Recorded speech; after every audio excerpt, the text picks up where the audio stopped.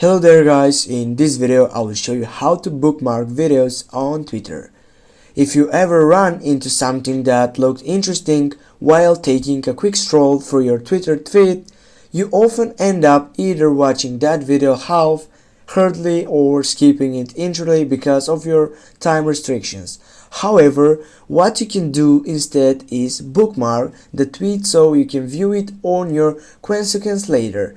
Twitter bookmarks allows you to save a tweet and return it to later when you have the luxury of your time.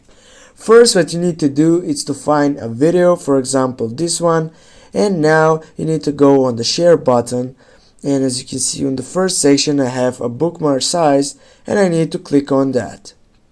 Now as you can see I have added the tweet on these bookmarks. Where you can find the bookmarks, go on your profile section on your left upper side and then select bookmarks.